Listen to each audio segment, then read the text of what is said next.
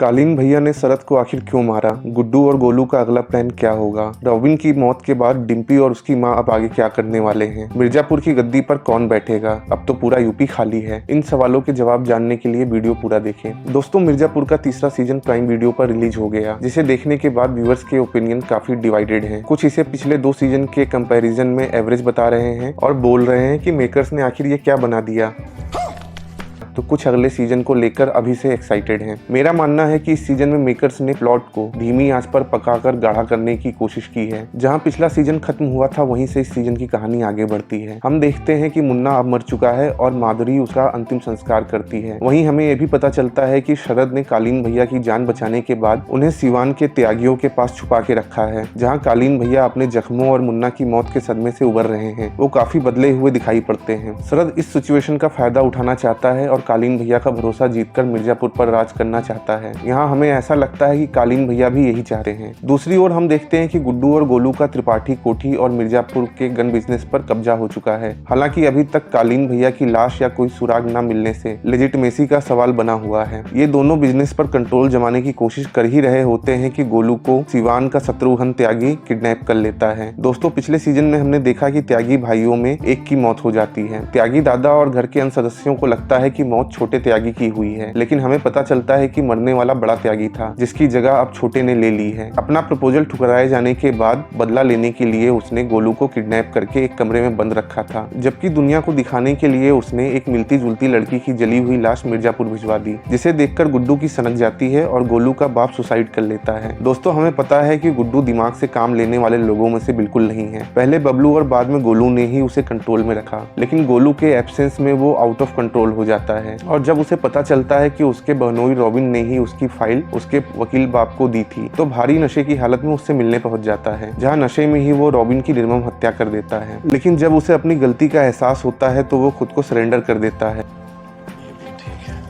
क्योंकि गोलू के बाद अकेला तो वो हो ही गया था, अब अपनी बहन और माँ का गुनहगार भी बन चुका था। लेकिन इन सब के बीच गोलू छोटे की कैद से बच निकलती है। उधर शरद शुक्ला भी अपनी चालें चलता रहता है और लाला को जेल में मरवाने के साथ ही सीएम माधुरी और कालीन भैया को मैनिपुलेट करता रहता है। बीना त्रिपाठी भी मिर्जापुर पर राज करने का अपना सपना पाले पहले गुड्डू और फिर माधुरी का फायदा उठाने की कोशिश करती है, पर माधुरी उसका इरादा भांप लेती है। हम देखते हैं कि जब डिम्पी माधुरी को शरद की सच्चाई बताती है कि उसने ही माधुरी के बाप को मरवाया था, तो माधुरी शरद को एक दूसरा मौका देना चाहती है। लेकिन शरद के दोबारा सच ना बताने पर और ये बताने पर कि कालीन भैया जिंदा हैं, वो कालीन भैया से मिलकर एक डील कर लेती है। हम सीजन के फिनाले में देखते हैं कि बाहुबलियों की मीटिंग में कालीन भैया अपने पुराने अंदाज में पहुंचते हैं और शरद को मिर्जापुर की गद्दी का आखिरी किंग बना के पहले उसे और फिर सारे बाहुबलियों को गोली मार देते हैं। फिर वो गुड्डू को मारकर मुन्ना का बदला लेने के लिए जेल पहुंचते हैं, जहाँ हमें पता चलता है कि जेपी यादव की मदद से गुड्डू को गोलू ने जेल से भगवा लिया है। हम अंत में दोनों को एक नई जगह पर मिलते हुए देखते हैं, जहां दोनों किस करते हैं और फाइनली पोस्ट क्रेडिट में हम मकबूल को देखते हैं, जिसके पास बीना ने कोई संदेशा भिजवाया है। दोस्तों, अब हम लौटते हैं अपने सवालों पर। कालीन भैया ने शरद को क्यों मारा?